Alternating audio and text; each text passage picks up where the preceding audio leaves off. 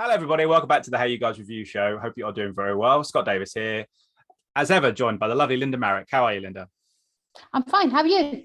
I'm very well, thank you. Yes, busy day. The t-shirt might give away what we've been doing today, but you'll have to wait to see on that. But we are back with another review. Before we get into the review, we just want to say thank you for everybody that's watched our reviews so far. Our Uncharted review had some very, very good views, as has all the others so far. So thank you to anybody that's watched and liked and subscribed. Yeah. If you don't already, click that thumbs up icon below. Give us a subscribe. Not just the reviews, of course, but hey, you guys, so many interviews going up this month, particularly lots of stuff on the horizon to big movies. Sink your teeth into. Yes, there's one particular big movie coming out soon. I'm not too sure I remember what it is. But anyway, there's a film out this week. Obviously, The Duke is out this week, and you may well have watched our review of that, which has gone up by the time you watch this. But of course, now we have the long delayed, but finally here in UK and US cinemas, Cyrano, directed by Joe Wright, the latest adaptation of Cyrano de Bergerac, starring Peter Dinklage, Haley Bennett, Kelvin Harrison Jr., and Ben Mendelsohn. Now, this has been in the awards season mix, hasn't quite hit the mark with the awards seasons, unfortunately, for various different reasons. I think similarly to the Duke, it's been delayed for the similar reasons for the Duke in terms of it skews slightly to an older audience because of what it's about and it's a musical and everything else. But they took the decision to move it back a little bit because of Omicron. As you all know what's going on in the world. You all know what's going on in the world. But finally, it's you don't need us to tell you. Yeah. But we can talk about it now, which we're very excited to do. And you might be surprised as to what opinions are about to come to you. So Linda, you've seen this twice now. You've been lucky enough to see this twice. I have. Lucky enough to see this twice. So do you like it any less on the second viewing? Did you like it more, or where do you sit as your early? I didn't like it very much to start with, and then my second viewing cemented further my opinion, I'm afraid to say. I just, being a fan of the story of Cyrano de Bergerac and having seen other adaptations of it, like Roxanne, and I've seen the sort of the Gérard Depardieu French version, original version. I think early 90s, 1990 possibly. Early 90s. And I liked both of those, and there have been other adaptations earlier, and countless plays. But I think what's interesting about this is that it is a musical. But I just didn't really rate it at all, I'm afraid, Scott. And Scott, I know that you absolutely loved this film. You'd be so desperate to talk about it for such a long time. And it just did not work for me at all. I thought the songs were really boring. I did not think much of the songs, and I just thought it lacked humor. Do you know what I loved about Roxanne? What I loved even about Cyrano de Bergerac, the French version, even they both had like two levels of sort of drama comedy. It's a tragedy about unrequited love, but it's also very comedic, sort of slapsticky, sort of a comedy of errors, as you would say. And I love this kind of mistaken identity comedies, and that it worked really well. I just didn't think it worked here. They didn't play on that device enough, I feel, and it just did not work for me. And to give everyone a bit of a backstory, this is another version of a very, very different version of Cyrano de Bergerac than what we've seen before. Obviously, Linda talked about the Gérard Depardieu version, the Steve Martin Roxanne version, and lots of others in between. Even James McAvoy is doing a play, which is very successful at the minute, which is a very stripped down version. There's no props. It's just them doing the monologues and everything else. So this is very different as well. Peter Dinklage obviously playing Cyrano de Bergerac. And I think the preconceived notion of it is because Peter Dinklage has a condition with dwarfism, that is the reason he's playing this character rather than the nose. It's not that. It's just that Peter Dinklage is playing the character regardless. And they wanted to have it a slightly more stripped back, that the nose is not present in this particular version. And what they've done in the original conceit of the play, when they did the play / musical on the stage, I think it was off Broadway or Broadway, I can't remember which one, that a lot of the big monologues that are in the play, if you've ever read it, form the songs of this particular film. So Erica Schmidt, who wrote this, who is Peter Dinklage's wife as well, she's written this where it's the same kind of story, but it's very, very stripped back in certain respects, and then the songs come out of the monologues and the characters still do the same. the same stuff. But yeah, there's lots of different versions. But I was completely entranced by this particular version. I have a love of musicals anyway. This year there's been a plethora of really good ones. Obviously, In the Heights, West Side Story, Tick Tick Boom, and now we get this. I think there was another one as well, but I can't remember what one it is. I was kind of swept up in the romanticism of it all because, like you said, there is Roxanne, Cyrano de Bergerac. So I always say Roxanne, even when I talk to people at the junket. I always talk about Roxanne because that's my favorite. Because it's Steve Martin, obviously. People that know me love Steve Martin.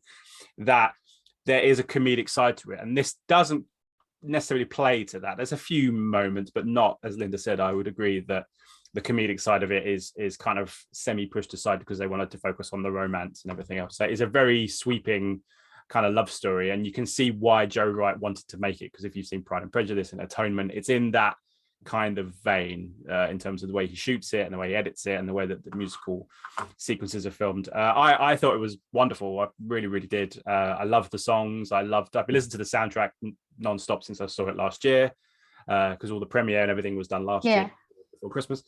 But I loved it, and I thought the performances were really strong, apart from one. And I was kind of swept up in the romanticism of it all. But I would definitely concede that the comedy stuff isn't really in there, and that might not be for everybody. And also, it's a very classic love story, and that isn't always for everyone. I completely understand that, but for me, I thought it worked really well. And on the second viewing, I thought it worked even more. So we've drifted even further apart in our thoughts as we've gone on. It being such a sad story, a tragedy of someone losing the love he's always dreamt of, I think it really needed like a sort of some kind of comic relief into it as well. Like it needed some kind of, I don't know, like something added to it. I just found all the characters, the Christian character is meant to be like a kind of pathetic, sort of handsome but really dumb, and I felt like not enough was made of that character being that way, and I think he was extremely likable.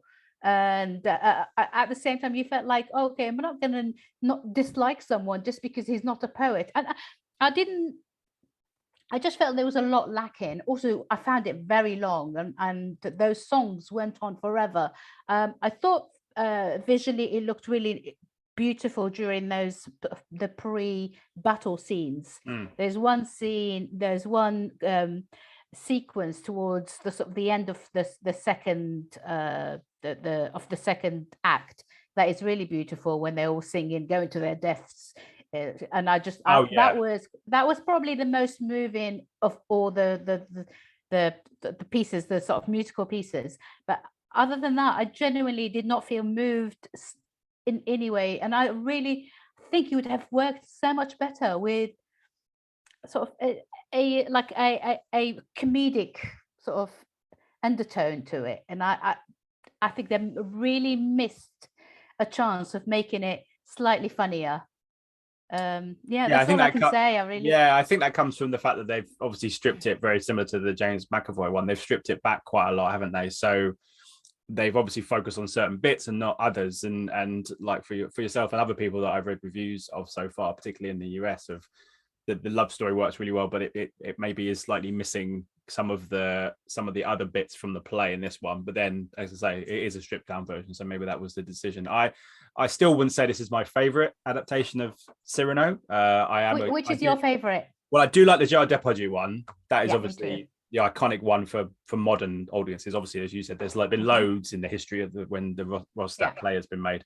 But I love Roxanne, and that's for me that's the pinnacle. And I think it's obviously very, very different, and it's very modern, and it focuses on a lot of different things in the from the play, and it's very modernized. It was made in 1987, so it's all about modern day love in the 80s. But I think Steve Martin managed to capture what you said, which is the love story, but also, and the romance, but also the comedic stuff really well. And it's not, I love the fact that it's not really Steve Martin doing wild and crazy Steve Martin. It's a very restrained Steve Martin, but it's still very, very funny. And he's such a beautiful writer that I think he nailed all of the elements of the play really well and updating it. So that's still my favorite, but I do like the Jar Same. because that is the classic one, as it were. It's very, very to the text, very, very to the adaptation. But I like you. Yeah, but Sorry, like you, I am a Steve Martin fan. I am a huge Steve Martin both fan. are. I love, sorry, we both are. Something? We both are. I absolutely adore Steve Martin. I think I actually probably love Roxanne more than the original text. So, and just because he did something different. I think if you're gonna reproduce something like a classic play, you really need to do something. Even you were talking about the McAvoy thing. I think that's an interesting thing to do, to sort of have it all stripped down and like nothing on stage, like you were saying. So I think if you're going to do something new with the text, do something really wild, or stick to something more crowd pleasing. I think it's 2 hours long. There were times where I was just, what, this is taking forever, please just get on with it.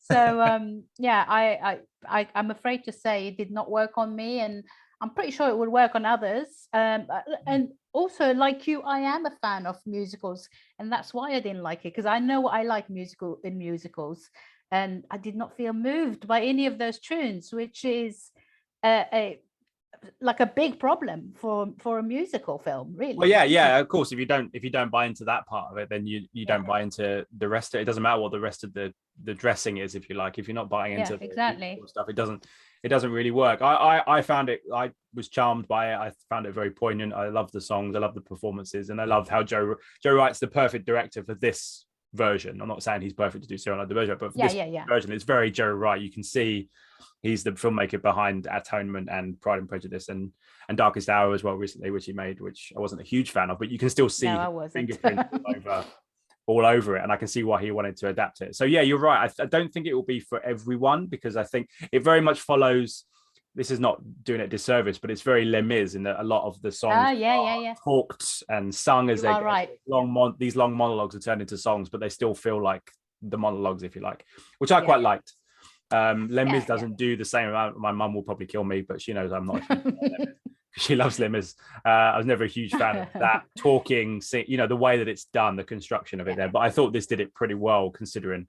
And I really enjoyed it. I thought Peter Dinklage was fantastic. I thought he was great. Kelvin Harrison Jr. anyway, but I think the star is Hayley Bennett. I think she's. Who didn't you like in it? Those three. I wasn't a huge fan of Ben Mendelsohn, I have to say. Oh, me neither. Yeah, I agree. But I understand now. I literally read an article about interview with Joe Wright yesterday, and he said obviously Ben Mendelsohn works on The Darkest Hour, and he sent him a text, said, "Can you sing?" And then he, about 10 minutes later, sent back a video of him singing to something and his version of like a Tom Jones song, and he's like, "Yeah, perfect." But I didn't think he was right for this particular role myself. And Mendelsohn is a wonderful actor, don't get me wrong, but this but it's nice to see Ben Mendelsohn. It's nice to see Ben Mendelsohn really going for it in different genres, not just taking himself too seriously. I really love that about him. We've seen him in sort of like a superhero movies. We've seen him sort of Star Wars and this and a really serious movie a couple of years ago about sort of terminal cancer, a young girl with terminal cancer, which baby teeth, that's right. And he's fabulous in that. I think that's my favorite role he's ever been in. And so we've seen him do different things, and we know that he's capable of better things, so other than that, it wasn't for me, unfortunately. Sorry. I thought they were all fantastic. I thought Hayley Bennett was the star of it, although Peter Dinklage is, it sounds funny to say, but the way he acts is very suited to Cyrano in terms of his more mournful, more kind of love-struck moments, of course. But he can do the comedy as well, so maybe there was a part where they could have done that kind of stuff. But so it's finally coming out, and you can make your own opinions. Go and see it, regardless. And I would love you if you disagree with me. Yeah, The Duke and Cyrano is a fantastic double bill of films this week. So let's do scores, shall we? Linda, go on, give it to me. 2 stars out of 5, I'm afraid. Sorry. Never mind. Can't win them all. I would give it a strong 4 stars. I think. I don't think it's a masterpiece, as it were, but I'd give it a strong 4 stars. And I think as well, part of that, and I'm sure you would maybe agree with this with your opinion, in that I can see why it was pushed for awards at the beginning and why it's faltered a little bit. And obviously there's a lot of musicals this year as well up for awards, West Side Story, as we know, and Tick Tick Boom and everything else. So maybe it just got lost in the Heights. Didn't get much. Yeah, which is it's bizarre for me. A strange one, isn't it? But I can see why. No disrespect to it, because I loved it. I can see why it's not quite at the awards level. Make of that what I'm no expert in such things. See, I'd watch In the Heights again. So would I. I loved In the Heights. That was great. Then Cyrano for 2 hours. That was too long.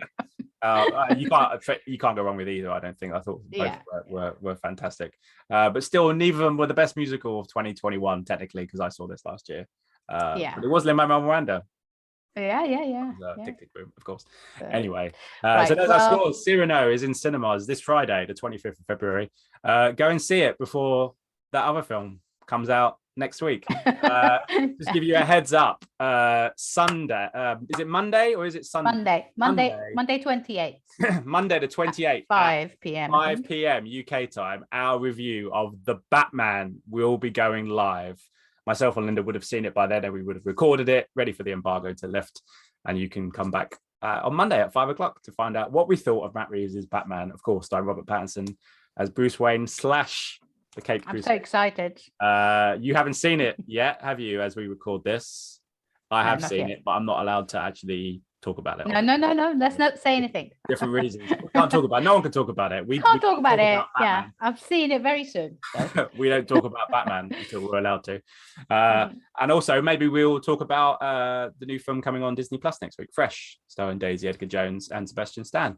Perhaps, fingers crossed, we will be able to talk about that. But yes, Batman, Monday, 5 p.m. The review will be here for you to enjoy, and hopefully you will enjoy it. As I said at the top of the program, if you don't already, like and subscribe to Hey You Guys, Linda's social media, my social media, the Hey You Guys social media, all in the description below. And join us next week when we'll be talking about some more movies. Have a lovely week, and we will see you soon. Bye-bye. Bye. Ladies and gentlemen, you're watching Hey You Guys. Hey You Guys, huh? Hey You Guys. Is that from the Goonies? It is indeed, yes. Nice. Hey!